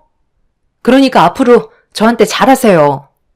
며느리 말 들으면 떡 하나라도 더 얻어먹는 거예요. 그럼 손님 오실 시간 됐으니 저 준비하러 갈게요. 며느리는 돈 좀 번다고 목에 힘을 주고 있었네요. 그 모습을 보는데 예전처럼 예의 바르고 착한 며느리가 아닌 전혀 다른 모습의 며느리가 눈에 보였습니다. 제 손에는 카드 한 장 쥐어져 있었고 며느리는 뒤도 안 돌아보고 방문을 열며 밖으로 나갔어요. 사업이 잘 되기 전의 행동과 사업이 잘 되고 나서의 행동은 너무나도 달랐고 그런 며느리의 모습을 보고 있는데 한숨밖에 안 나오더라고요. 점점 돈이 전부가 되어가는 듯한 며느리는 저희 부부를 점점 무시하면서 예의라곤 전혀 찾아볼 수 없을 만큼 말을 함부로 하기 시작했어요. 그런 모습을 지켜보고 있던 저는 불안한 마음이 엄습해 오고 있었는데 어느 날 아들이 며느리와 장사를 끝내고 들어오자마자 저희가 바로 앞에 있는 걸 알면서도 서로 삿대질을 하며 화를 내고 있었죠. 어떤 상황인지 전혀 알지 못한 상태라 무슨 일이 있었냐고 물어보자 며느리는 대꾸도 하지 않고 방으로 들어가 버렸습니다. 아들은 나중에 설명드리겠다며 며느리를 따라 방으로 들어갔어요. 우리 부모님께서 도와주지 않으셨다면 우리가 이렇게까지 좋은 결과를 가져왔을 것 같아? 이제 완전하게 자리를 잡았는데 도대체 뭐가 문제야? 빌려주신 돈을 다시 돌려드리자는 건데 그게 그렇게 잘못됐어? 너 원래 이것밖에 안 되는 사람이었던 거야? 지금 돈 좀 번다고 사람 무시하는 거냐고? 뭘 무시했다고 그래? 내 말 무슨 뜻인지 몰라? 어차피 우리 도와주신 돈은 자식 같으니까 그냥 주신 건데 굳이 그걸 다시 돌려드릴 필요가 없다는 거잖아. 생활비나 필요한데 사용하시라고 카드를 따로 드렸으면 된 거 아니야? 별것도 아닌 일 가지고 이렇게까지 크게 만들어야 되겠어? 능력도 없는 남편 끼고 여태까지 살면서 돈 좀 벌게 만들어주니까 이젠 눈앞에 보이는 게 없는 거지? 돈 없을 때는 말 한마디 제대로 붙이지도 못했으면서 뭘 잘했다고 큰 소리야. 내가 있으니까 이 집안을 이끌어갈 정도의 능력이 된 거라고. 한 번만 더 나한테 큰 소리 치면 그땐 국물도 없을 줄 알아? 알겠어? 나한테 당장 사과해. 당신 정말 웃긴 거 알아? 여태까지 벌은 돈 전부 다 모아뒀다면서. 그런데 그 돈 다 어디 갔어? 당신 처가댁으로 전부 다 보냈잖아. 생활비 빼고 장모님한테 전부 다 드리고 있었다는 거 왜 숨겼냐고? 장사가 잘 되고 눈앞에 돈이 보이니까 우리 집안이 어떻게 할까봐 당신 집안의 돈을 숨겨놓은 거야? 내 돈 내가 알아서 관리하겠다는 건데 당신이 무슨 상관이야? 옆에 끼고 있는 것도 감사하게 생각해야지. 지금까지 아버님 댁에 살면서 효부 노릇했으면 그만한 대가를 받는 게 뭐가 어때서 지금 나한테 큰 소리 치는 거냐고? 당신 집안 사람을 믿지 못하겠으니까 내 손에 쥐고 있겠다는 건데 뭐가 잘못됐다는 건데? 그래서 지금 우리 부모님께 빌렸던 8천만 원 드리지 않겠다는 거네. 지금까지 힘들게 일한 건 나고 당신은 카운터에 앉아서 들어온 돈이나 세고 있었잖아. 내가 사장인데 그건 당연한 거잖아. 그럼 사장인 내가 주방에 들어가서 요리하리? 그럴 거면 직원은 왜 뽑는 건데? 돈을 준 만큼 부려먹는 게 뭐가 잘못됐어? 나는 더 이상 할 말 없고 돈 관리는 앞으로도 내가 할 거니까 당신은 신경 쓰지 마. 내가 예전에 아버님한테 돈 빌려달라고 했을 때 얼마나 자존심 상했는지 알아? 내가 쥐고 있는 게 있어야 함부로 건드리지 못한다는 걸 이번에 확실하게 알았다고. 한 번만 더 이런 일로 나한테 큰 소리 치면 그땐 정말 끝이야. 저희 부부는 거실에서 망가져가는 며느리의 모습을 멍하니 바라보고 있었어요. 아들과 한바탕 난리를 친 며느리는 문이 부서질 정도로 박차며 나오더니 저희를 한번 째려보더니 집 밖으로 나가 버렸습니다. 저희가 뭘 그렇게 잘못했는지 알 수 없는 상황이라 당황스럽기만 했었죠. 방에 있던 아들은 흥분을 가라앉히지 못한 채 혼란스러워하고 있는 모습을 보여주고 있었어요. 돈 때문에 사람이 변한다는 걸 눈앞에서 지켜보니 참 안타까웠습니다. 화기애애했던 가족의 분위기는 찾아볼 수 없었고 며느리는 그날 이후 친정에서 식당으로 출퇴근을 했어요. 저희 집에 더 이상 함께 있을 이유가 없다는 걸 느끼고 있는 것 같아 보였습니다. 아들은 그런 모습을 보며 괴로워하고 있었고 둘의 관계에 문제가 생기자 식당에까지 영향을 끼치게 되었죠. 며느리는 돈을 주며 부리는 직원들의 행동들이 마음에 들지 않는다고 손님들이 있는 앞에서 막말을 퍼부으면서 난리를 친 적도 한두 번이 아니었고 상처를 받은 직원들은 한두 명씩 떠나기 시작했어요. 며느리는 직원이야 다시 구하면 되는 거라 상관없다고 얘기했지만 소문이 퍼지기 시작하면서 점점 직원을 구하는 게 어려워지고 있었죠. 그런 모습들을 지켜보던 남편은 아들 내외가 힘들게 식당을 차렸던 걸 옆에서 전부 다 지켜봐왔었기 때문에 몸이 좋지 않은데도 직원이 부족해서 일손을 돕기 위해 식당으로 나갔네요. 손주를 돌보고 있던 저는 따라갈 수가 없었는데 남편이 건강이 안 좋아 걱정이 많았었죠. 불안한 마음에 아들에게 미리 전화를 했고 아들은 걱정하지 말라며 죄송하다는 말을 꺼냈습니다. 다 잘 해결될 거니 너무 스트레스 받지 말라면서 아들을 위로해 주었어요. 그렇게 저는 손주를 돌봐주면서 밀린 집안일을 하고 있는데 갑자기 아들한테 전화가 와서 아무 생각 없이 받는 순간 전혀 생각지도 못한 말을 들어서 손주를 안고 급하게 택시를 탄 뒤 병원으로 달려갔어요. 남편이 저혈당 쇼크인 상태로 문제가 생겼다는 말을 듣게 되었죠. 어떻게 된 상황인지 물어보자 아들은 눈물을 흘리면서 갑자기 저혈당이 온 것 같다며 설명했고 저는 깨어나지 못하는 남편을 보며 며느리는 어디 갔냐고 물어보자 식당에 아직 있을 거라고 말을 듣게 되었네요. 결국 그동안 참아왔던 안 좋은 감정들이 터지게 되면서 더 이상 참을 수 없어 안고 있던 손주를 아들에게 맡긴 뒤 식당으로 향했습니다. 식당에서 한바탕 난리가 나서 그런지 그날은 오후 장사는 하지 않는다는 팻말을 붙여놨더라고요. 식당 불은 꺼져 있었고 문을 열고 들어가니 직원들도 전부 퇴근한 상태였습니다. 그런데 주방에서 며느리가 누군가와 통화를 하고 있더라고요. 귀를 기울여 들어보니 사부인과 전화 통화를 하고 있었네요. 얼굴 보는 것도 꼴 보기 싫다니까. 아버님이 저혈당 쇼크 온 거 나는 알고 있었지. 그런데 예전에 도와주지 않았던 게 갑자기 또 생각나더라고. 그래서 쓰러지든 말든 안 도와줬어. 내가 그동안 이 집에 있으면서 얼마나 잘했는지 엄마도 잘 알고 있지? 벌어들인 돈은 내가 그간 고생했던 보상이야. 아버님은 지금 병원에 실려갔지. 큰일이야 있겠어? 별일 없을 것 같은데? 사람이 그렇게 쉽게 세상 떠나진 않잖아. 함께 살아봐서 아는데 정말 지긋지긋해. 어떻게 하면 두 분을 내쫓을까 생각 중이야. 그래서 몸에 문제가 생기면 누군가의 도움이 필요할 거 아니야. 그럼 자연스럽게 요양병원 직행이지. 두 분 다 최대한 빨리 요양병원 보내고 그 집도 내가 차지하려고. 식당은 일단 공동사업자로 등록이 되어 있는데 그건 나중에 내가 변경하면 되는 거니까 크게 상관없어.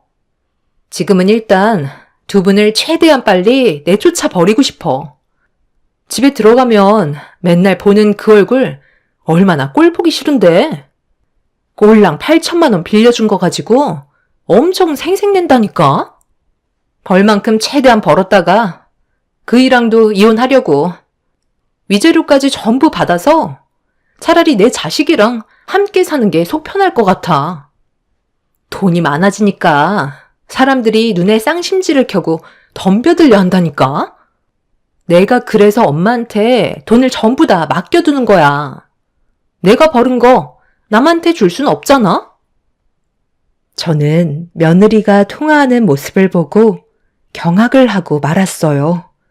저혈당 온 남편을 그냥 방치했다는 거에 엄청난 충격을 받았고 절대로 용서하고 싶지 않았습니다. 주방에서 통화를 하고 있는 며느리에게 달려가 쭈꾸미가 가득 담겨있는 그릇을 머리 위로 부어버린 뒤 머리채를 잡고 사정없이 흔들어 버렸어요. 무방비 상태로 당한 며느리는 당황했는지 저를 강하게 밀친 뒤 화를 내기 시작했고 저는 아랑곳하지 않고 또다시 달려들어 난리를 치고 말았습니다. 식당에 있는 모든 물건들을 전부 다 집어던지면서 당장 이 식당 정리하고 두 번 다시 내 앞에 나타나지 말라며 화를 내자 며느리는 눈 하나 깜빡거리지 않더라고요. 그 모습을 보고 저는 그 자리에서 경찰에 신고를 한 뒤에 좀 전에 상황이 찍혀 있던 CCTV를 확인해 봤습니다. 그 안에는 브레이크 타임 시간에 남편은 식탁 테이블을 닦다가 쓰러졌고 직원들은 휴게실에서 쉬고 있는 상황인 것 같아 보였어요. 그 사이 카운터에 앉아있던 며느리가 자리에서 일어나 쓰러진 남편이 있는 곳으로 천천히 걸어오더니 쓰러진 모습을 지켜만 보고 있었고 아무런 조치도 해주지 않았습니다. 카운터에 쌓여있는 사탕 하나 입에 넣어주면 끝나는 문제를 며느리는 해주지 않았네요. 남편은 도와달라며 손을 떨면서 며느리의 발목을 붙잡았는데 며느리는 애원하는 남편의 손길을 강하게 뿌리쳤고 결국 저혈당 쇼크로 쓰러지고 말았습니다. 그리고 그 사이 잠깐 외출을 한 아들이 들어오자 며느리는 연기를 하는 척 아들에게 설명을 했고 아들이 119에 요청을 해서 병원으로 옮겨지게 되었던 거네요.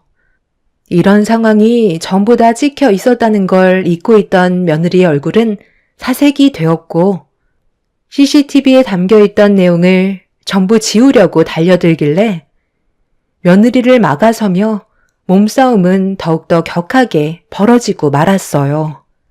그리고 그 사이 경찰분들이 식당에 도착하면서 상황은 종결이 되었고 난리를 치는 며느리를 진정시키기 위해 경찰들이 며느리를 밖으로 내보냈네요. 저는 헝클어진 머리와 옷들을 재정비한 뒤에 네 발로 식당을 걸어 나오면서 방금 한 행동들에 대해 절대 용서하지 않을 거라며 법적인 처벌을 면하지 못할 거라고 식당의 문을 굳게 닫아 버렸습니다. 며느리는 그제서야 자신의 행동에 위기가 찾아왔다는 걸 알았는지 울며불며 날뛰면서 힘들게 성공한 인생 무너뜨리고 싶지 않다면서 용서해달라고 반대로 제 발목을 잡았네요. 저는 며느리의 손을 뿌리치면서 천하에 둘도 없던 효부인 며느리를 제 손으로 처벌하게 되었습니다. 저희 가족은 며느리와 더 이상 함께 살아갈 수 없었고 아들은 믿었던 배우자의 배신에 너무 큰 상처와 정신적인 충격으로 인해 이혼 소송을 준비하게 되었어요. 남편은 다행히 정상적인 몸으로 돌아왔지만 며느리 행동에 너무 큰 충격을 받았는지 자신을 세상 떠나게 만들 작정이었다고 절대로 용서하고 싶어 하지 않았어요. 하지만 재판에선 피해를 받은 저희의 손을 들어주지 않았습니다. 며느리가 갑작스러운 상황에 두려움이 생겨 자기도 모르는 행동을 하게 된 거라는 주장에 어느 정도 인정을 받게 되면서 법적으로의 처벌은 이루어지지 않았고 결국 식당을 처분하고 저희가 빌려준 8천만 원과 그동안 벌어들인 수익에 대해 배분을 하면서 며느리와의 관계가 끝나고 말았네요.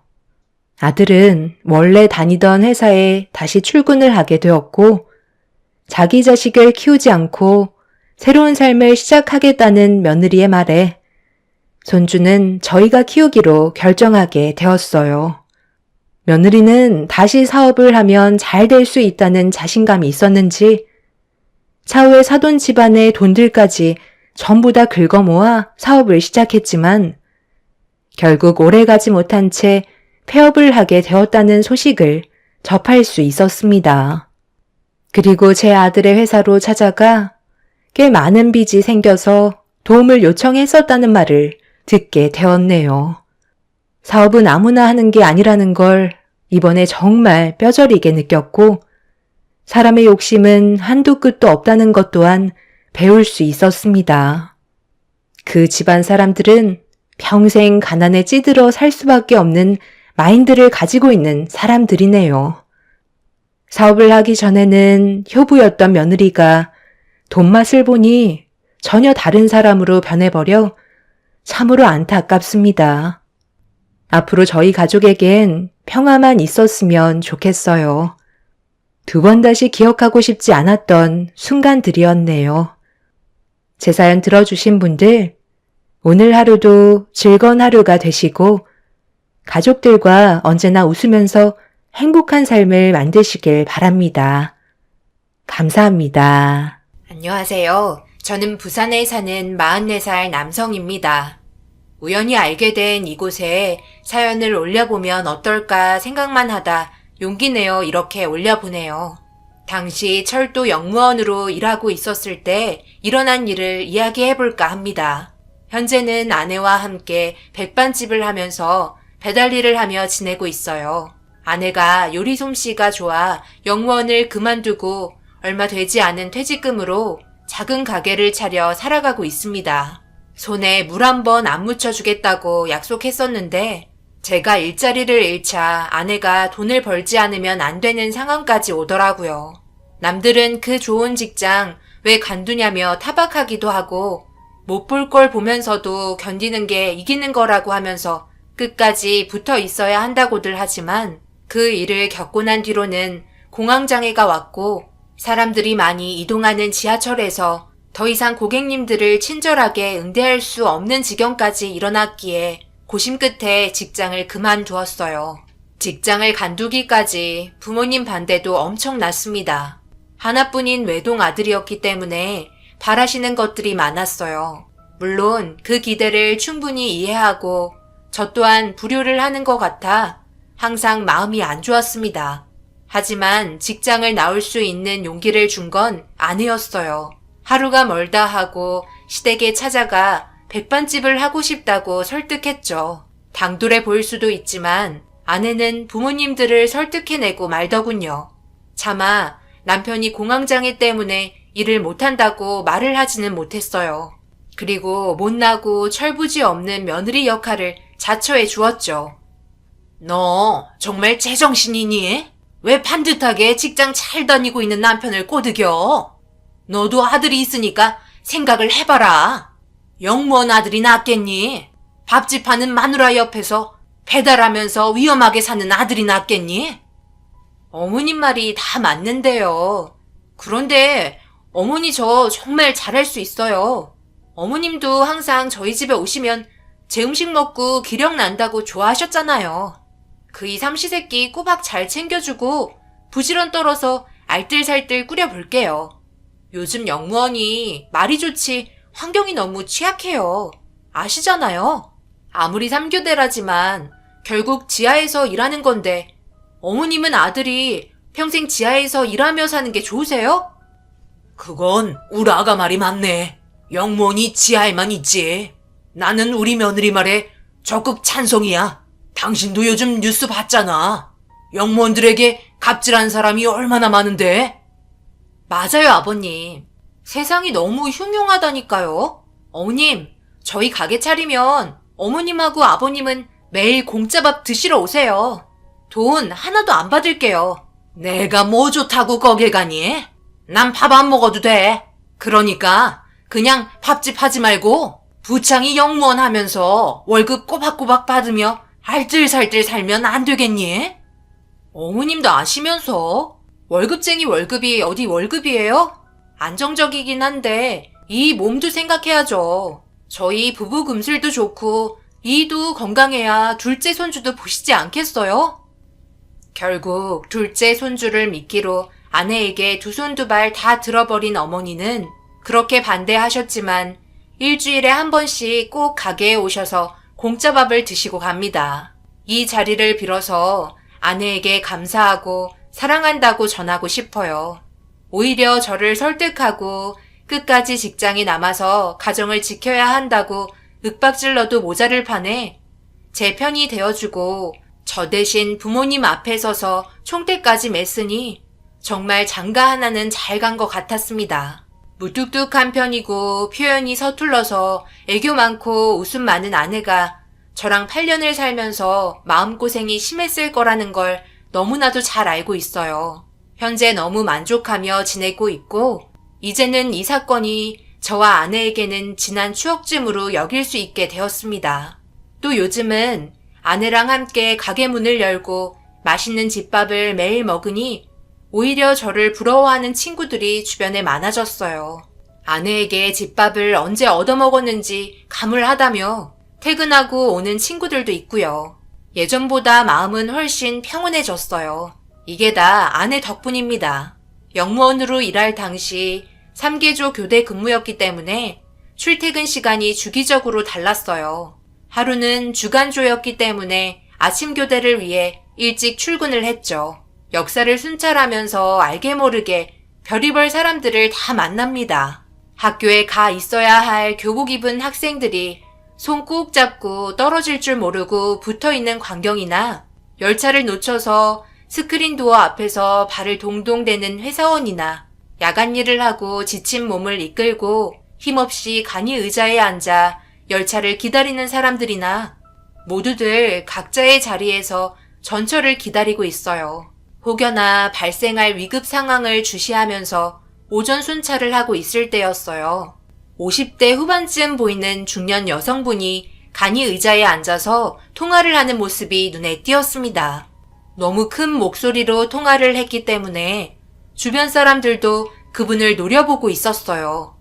웬만해서는 전화통화로 인해 영무원이 제지를 하는 사항은 없습니다. 하지만 그분의 목소리는 너무나도 컸고 가끔씩 들려오는 욕설로 다른 고객님들께 피해가 가고 있는 상황으로 판단했기 때문에 그 여성분께 조심히 다가갔어요. 단발머리에 손톱만한 진주 귀걸이를 한 그분은 몸도 가냘픈데 어디서 그런 큰 목총이 나오는지 너무나 궁금하기도 했습니다. 그분 앞에 정중히 서서 손으로 핸드폰 통화하는 제스처를 보이며 다른 한 손으로는 목소리를 낮춰주시라는 손동작을 보였습니다. 여성분은 대수롭지 않게 위아래 훑어보시더니 다시 통화에 여념이 없었어요. 오히려 저를 겨냥한 욕설을 퍼붓기 시작했습니다. 통화 속 건너편 상대방에게 저에 대한 비난을 하기 시작했죠. 등에 식은땀이 나는 것을 느꼈고 다른 고객들이 언짢은 표정으로 저와 여성분을 번갈아 보는 시선을 느낄 수 있었어요. 한 번만 더 부탁드리고 돌아서자는 마음으로 여성분께 조용히 통화해달라고 부탁을 드렸죠. 그런데 갑자기 여성분이 앉아있던 몸을 일으키자마자 제 뺨을 순식간에 힘껏 내리치고 말았어요. 이게 정말 정신 나갔나? 지금 통화하고 있는 거 안 보여? 사람이 바쁘게 통화하고 있는데 그 앞에서 전화를 끊으라니? 나보다 한참이나 어린 것 같은 게 어디서 배운 버르장머리야? 고객님, 기분 상하셨다면 죄송합니다. 역사 안에서는 큰 소리로 통화를 하시면 안 됩니다. 다른 고객님들께 불편을 드릴 수가 있어서요. 이봐, 내가 불편한 건 신경 안 쓰이나 봐요? 당신 사람 차별해? 나는 여기 고객 아니야.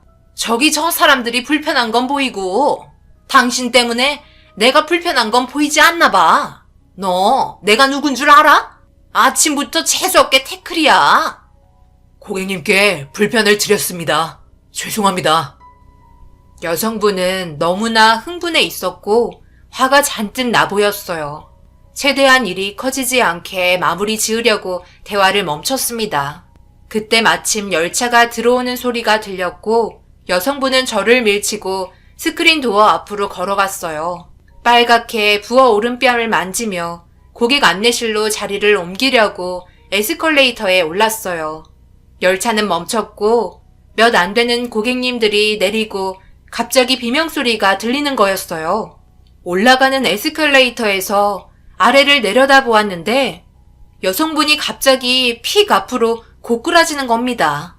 에스컬레이터를 가까스로 내려와 쓰러진 여성분을 돌려 눕혔습니다. 너무나 위급 상황이었던 터라 그분의 와이셔츠 단추를 풀고 숨을 쉬는지 확인 후 심폐소생술을 실시했어요.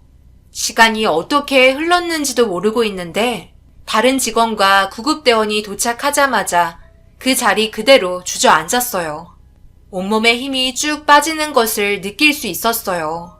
영무원 일을 하면서 이런 위급사항은 난생 처음 겪는 일이었기 때문에 더욱 당혹스러운 일일 수밖에 없었습니다. 여성분이 들것에 실려가는 것을 보자 안도의 한숨을 내쉬고 역사 바닥에 눕고 말았어요. 차가운 역사 바닥에 닿는 손이 덜덜 떨고 있는 걸 느낄 수 있었어요. 어떻게 사무실을 찾아왔는지 기억이 없는 채 자리에 앉았습니다. 동료 직원이 잘했다며 어깨를 쳐주고 물 한 잔을 건넸어요. 이게 잘한 건지 혹시나 나 때문에 혈압이 올라가 쓰러진 건 아닌 건지 머릿속이 복잡했어요. 잘하려고 한 건데 일이 왜 이렇게 돼버렸는지 어디서부터 그 여성분과 엮여져 잘못됐는지 머릿속이 하얘졌습니다. 다음날 아침 교대를 위해 출근을 했어요. 야간조였던 동료가 어제 사무실에 전화가 빗발쳤다면서 그 여성분에게 항의 전화가 왔다고 했습니다. 그리고 그날 오후에 경찰서에서 전화가 왔어요. 여성분은 자신의 몸을 만졌다는 말과 함께 저를 경절도죄로 고소했다더군요. 어제의 위급 상황보다 더 어이없는 일을 당하고 있다고 느꼈어요. 사람을 구해줬는데 절도라니요. 머릿속은 복잡했어요. 한편으로 다행스러운 게 지하철 안은 CCTV가 많으니 이 말도 안 되는 상황을 해결해 줄 거라고 생각이 드니 내심 마음이 안심이 되고 침착해졌어요. 어제 일을 되짚어보니 여성분이 경황이 없어 절 오해할 수도 있다는 생각이 들었어요. 정말 억울했지만 제가 여성분의 와이셔츠 단추를 풀었으니까요. 그때의 상황을 인지하지 못했다면 충분히 고소를 할 수도 있겠구나 생각했죠. 그건 오해를 풀면 그만이었습니다. 하지만 절도는 100번 양보해서 절대 있을 수 없는 일이었어요. 저는 억울하기도 하고 화가 나기도 해서 동료에게 여성분의 전화번호를 건네받았습니다. 어쨌든 오해가 될 만한 부분을 풀어야 했기 때문에 퇴근 후 집에 들리기 전에 전화를 걸었어요. 잘못한 것도 없고 오히려 생명의 은인인 나한테 이런 치욕을 안겨주는 이 여성에게 화가 나기 시작했어요. 처음부터 잘못됐다고 생각했고 내 뺨을 때린 그분이 오히려 나한테 사과해야 하는 게 아닌지 저는 알 수 없는 감정으로 여성분의 전화번호를 눌렀어요. 안녕하세요. 영무원 김부창입니다. 저를 고소하셨다고 들었는데요. 무슨 잘못을 그렇게 했다고 고소를 하셨는지 전혀 이해가 되질 않네요. 고객님을 땀 뻘뻘 흘리며 심폐소생술을 해서 살려낸 게 그게 잘못입니까? 정말 억울해서 말이 안 나오네요. 경찰한테 제가 몸을 만졌다고 하셨다면서요? 오해세요. 역산에 CCTV도 있고 분명 고객님이 숨을 안 쉬고 있는 걸 확인하고 기도 확보를 위해서 조여있던 단추를 푼 것뿐인데 그걸 가지고 뭐라 하시면 이건 모함하자는 것밖에 말이 되지 않습니다. 도대체 왜 그런 고소를 하셨는지 정말 이해도 되지 않네요. 그래서 뭐 내가 느끼기에 그랬다는데 어쩔 거야? 당신 혹시 내 목숨 살려준 대가를 바라는 거 아니야? 죄가 있는지 없는지는 경찰서에 가면 판단해 주겠지. 그럼 내 귀걸이는 어쨌어? 진주의 금테두리가 박혀진 귀걸이 말이야. 당신이랑 지하철에서 엮이고부터 귀걸이도 없어졌어. 뭘 잘했다고 피해자인 내 앞에서 큰 소리인지 모르겠네. 지금 당신 때문에 느끼는 심적 고통이 얼마나 큰 줄 알아? 병원에서 일어났는데 얼마나 놀랬는지. 귀걸이까지 가져간 주제에 너무 당당하네. 귀걸이라뇨? 제가 왜 그쪽 귀걸이를 훔칩니까? 왜 억지를 부리시는지 모르겠어요. 분명 역사 내에 떨어졌던가 병원에서 잊어버린 걸 수도 있잖아요. 구급차 안은 찾아보셨어요? 왜 저라고 딱 짚으시는지 이해가 안 가네요. 함부로 사람 모함하지 마세요. 증거도 없으면서 도둑 취급하는 것도 죄입니다. 진짜 살려준 죄밖에 없는데 이런 식으로 나오니 할 말이 없네요. 죄는 누가 저질렀는데 나한테 큰 소리야? 내가 당신 가만 안 둬. 두고 봐. 합의 보나 봐라. 어디 가서 누구 살려줬다고 떠들지 마. 그게 살려준 거야? 일어나 보니 옷은 뜯겨 있고 당신 때문에 없어진 내 귀걸이는 어떻게 보상할 건데? 이런 게 억장이 무너진다고 하는 상황인가요? 아내 표현을 빌리자면 고구마 100만 개는 먹은 느낌이 이런 건가 봅니다. 다리가 도저히 떨려서 그 자리에 주저앉고 말았어요. 전화를 끊자마자 여성분에게 당신도 내 뺨을 때렸지 않냐고 말을 하지 못한 것이 후회가 됐어요. 세상 처음 그런 막무가내 사람을 만나봤습니다. 사람 관계에 있어서 별탈 없이 40년 넘게 잘 살아왔었어요. 크게 언쟁할 일도 생기지 않고 평탄한 삶이었죠. 그런데 이 여성분의 무례한 행동이며 언행이 참을 수 없이 화가 났습니다. 경찰도 저에게 잘못이 없음을 아는 눈치였어요. 합의만 잘하면 쉽게 해결될 거라고 여성분과 자리를 만들 테니 합의를 보라고 하더군요. 처음에는 정말 그분의 얼굴을 보고 싶지 않아서 그래 고소하면 해봐라 라는 마음이었어요. 하지만 부모님과 아내가 걱정이 되었고 분명 이분은 큰 합의금을 위해 저에게 이렇게 행동하는 것 같았어요. 당장 그분에게 합의금도 줄 수 없었기 때문에 좋은 쪽으로 합의를 보기로 마음먹었죠. 아내 몰래 일을 처리하려 했는데 아내는 눈치가 참 빠른 사람이라 매일 병든 닭처럼 출퇴근하는 저를 보고 회사에 몰래 전화를 걸어 모든 상황을 전해들은 후였어요. 당장 내일 합의 보러 갈 때 자기도 데리고 가라면서 저를 다그쳤어요. 합의를 위해 저와 아내는 경찰서로 향했습니다. 약속 시간이 30분이나 지나서야 여성분이 나타났고 아내는 모든 힘을 빼고 오직 순조로운 합의를 위해 여성분께 고개를 숙였습니다. 그런데 고개를 든 아내는 여성을 보자 얼굴이 얼음처럼 굳어버렸어요. 여성분도 제 아내를 보자 당황했는지 황급히 경찰서를 나갔어요. 저는 그분을 쫓아갔습니다. 아내는 저를 따라 밖으로 나왔어요. 그리고 어디서 구해왔는지 아내의 손에는 양동이에 물이 가득 담아져 있었어요. 그리고 물벼락을 여성에게 뿌렸습니다. 순식간에 생긴 일이라 손을 쓸 수 없는 상황이 됐어요. 여성분은 물먹은 생쥐꼴이 되었고 아내는 엄청난 분노로 그녀를 노려보았어요. 아내가 그렇게 성난 얼굴로 누군가를 노려본 건 처음 본 일이었어요. 어쩔 줄 몰라 당황했지만 더 황당한 건 그 여성분이었어요. 갑자기 우리 앞에 무릎을 꿇은 여성분은 고개도 들지 못하고 완전 다른 사람이 된 것처럼 행동했죠. 마치 아주 큰 죄를 지은 사람처럼 저희 부부 앞에 무릎을 꿇고 있는 게 아니겠어요? 이 광경을 보자 입이 떡 벌어질 수밖에 없었습니다. 당신 왜 그래? 어쩌려고 그래? 우리 좋게 합의하러 왔잖아. 이렇게 물벼락을 뿌리면 뭐가 돼? 당신 괜찮은 거야? 아니 혹시 저분 아는 분인 거면 나한테 이 상황을 좀 설명해줘야 하지 않을까? 아내는 점점 분노가 극에 달하는지 거친 숨소리를 내기 시작했고 감정이 격해져 결국 목 놓아 서럽게 울기 시작했어요. 펑펑 울다 아내는 참지 못하고 여성분의 멱살을 잡고 흔들었어요. 말렸지만 아내의 분노가 너무 컸기 때문에 아내는 없는 힘도 내는 것 같았죠. 웃긴 건 제 앞에서 그렇게 당당했던 여성분이 아내를 보자 너무나 180도 달라져 버린 겁니다. 어떻게 사람이 저렇게 다를 수 있을지 생각했어요. 언젠가는 내 앞에 나타나면 당신을 가만두지 않겠다고 다짐했는데 아주 뻔뻔하게 나타났네. 어떻게 사람 인성이 그래요? 우리 가족한테 할 만큼 했잖아요. 평생을 괴롭게 살게 만들었으면 내 앞에 나타나지 말아야지.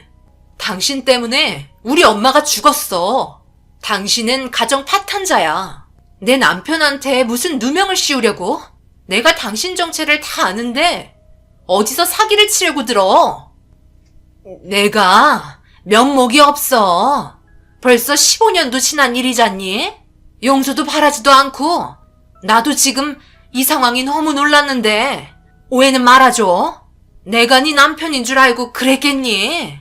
그리고 사기 치려던 게 아니고 정말 비싼 귀걸이라서 분명 누군가 가져갔는데 그렇다고 네 남편이라는 게 아니라 어떻게 엮여도 이렇게 엮이니?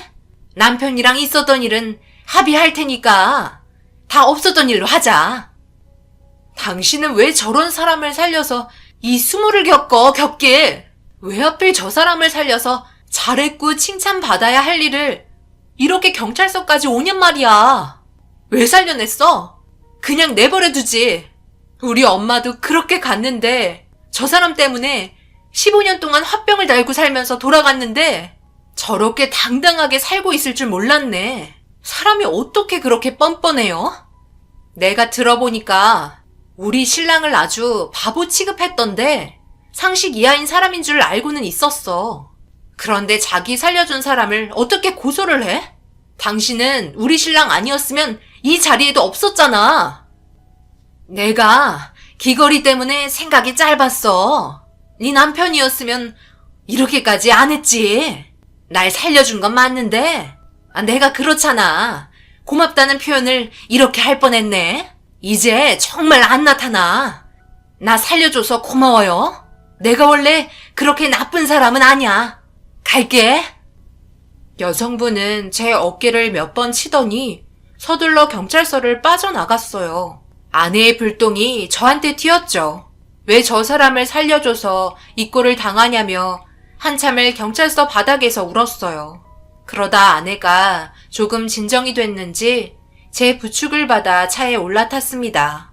아내가 말해줄 때까지 기다릴 작정이었죠. 아내는 조심스럽게 그 여성에 대해서 말해주었습니다. 아내는 당장 아버님 집으로 가자고 저를 재촉했어요. 저는 차를 몰고 아버님 댁으로 향했습니다. 차 안에서 아내는 그분의 정체를 말해주었어요. 그 여성분은 15년 전 바람이 난 아버님의 내연녀였습니다. 아버님은 밖에서는 세상 좋은 사람으로 보였지만 정작 가정에서는 고집세고 엄격하신 분이셨어요. 아내와 결혼이 오가며 상견례를 하는데 아내가 아버님에게 대하는 게 너무나 대면대면했기 때문에 부녀지간이 가깝지는 않구나 가볍게 생각했어요. 하지만 저에게 아버님은 너무나 동경의 대상이고 멋진 분이셨어요. 제법 멋있게 옷을 입으시고 어디서나 대화를 주도해 가시는 분이셨죠. 그래서 주변에 사람들도 많고 인상 좋기로 평이 나신 분이셨어요. 그런데 아버님이 외도를 하셨다니 결혼 전에 돌아가셔서 만나뵌 적 없는 어머님이 가여웠어요. 아내는 어머님에 대한 그리움이 가득한 사람이기 때문에 아내의 심정을 완전히는 이해는 못하더라도 지금 얼마나 힘든지 조금 헤아릴 수 있었어요. 아내는 친정집에 도착하자마자 마치 다른 사람이 된 것처럼 온 집안을 헤집어 놓았어요. 아버님은 낮잠을 주무시고 나오셔서 엉망이 된 집안을 보시며 아내에게 소리를 지르며 말렸어요. 아내는 아버님을 원망하고 미워하며 쏘아댔어요. 저는 한 발 뒤로 물러나서 부녀를 볼 수밖에 없었죠. 이 문제는 15년 동안 쌓아놓은 덩어리가 오늘 아내에게 터져버린 거였어요. 아내와 아버님의 문제였기 때문에 제가 함부로 말린다고 해결될 문제가 아닌 듯 보였죠. 내가 어디에서 온 줄 알아요? 오늘 누구를 만나서 이 사람이랑 어떤 수모를 겪었는데 이게 다 아빠가 딴 여자 만나서 이 사단이 난 거잖아요. 내가 진짜 이 말까지는 안 하려고 했는데 엄마는 아빠 때문에 죽은 거예요. 소녀처럼 여리고 얼마나 건강했어. 한평생 바람나고 마음 안 둔 아빠만 보며 살았는데 그렇게 비수를 꽂았으니 엄마가 제정신으로 살 수 있었겠냐고. 엄마 맘이 맘이었겠냐고. 또 그 얘기야? 도대체 너는 언제까지 그 얘기로 날 힘들게 할 거니? 내가 지금도 내 앞에서 바람 피드냐? 넌 아직도 멀었다. 더 커봐야 이 아빠 마음을 이해할 거야. 이해요? 정말 내가 이래서 더 아빠가 싫어. 어떻게 자기 잘못을 하나도 몰라요? 왜 자기가 잘못했는지 인정을 안 하고 우리한테 이해만 바라냐고요.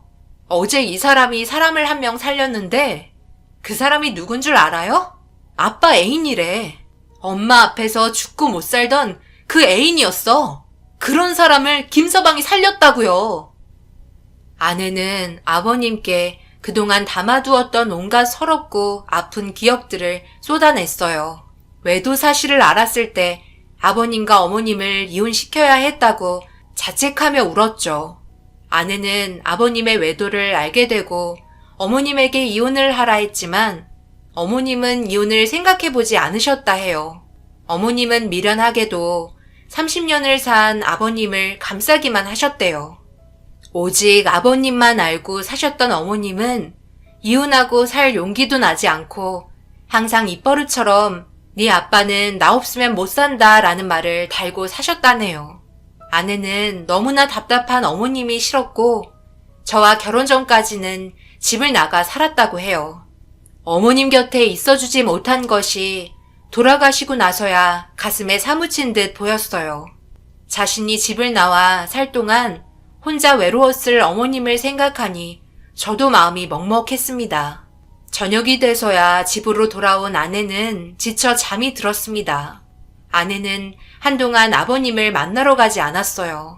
언제쯤 아버님을 이해하는 날이 아내에게 올지, 아버님은 왜 자신을 이해해달라고 하시는지 알 수 없지만 세월이 흐르고 그저 담아둘 수밖에 없는 거겠죠. 그러다 보면 각자를 이해할 날이 올까요? 이렇게 간직만 해온 이야기를 이곳에서나마 마음을 털어놓으니 조금은 후련합니다. 살면서 누구를 살릴 수 있는 기회가 몇 번이나 오겠어요.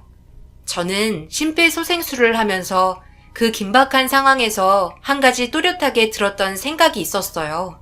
내가 사람을 살릴 수 있구나. 나란 사람이 너무 멋지다 라고요. 하지만 아이러니하게도 제가 사람을 살리고 난 현실은 여성분의 누명과 아내의 원망이었어요. 당연히 칭찬을 받아야 하는 일이었고 가장 칭찬을 해줘야 하는 대상에게 싫은 소리를 들었을 땐 참 알 수 없는 마음이었고 회의감도 들었어요. 그래도 저보다 더 고통스러운 아내도 이렇게 저를 위해 힘을 내는데 저도 툴툴 털고 지금을 열심히 살아가려 합니다. 제 사연을 들어주셔서 감사합니다.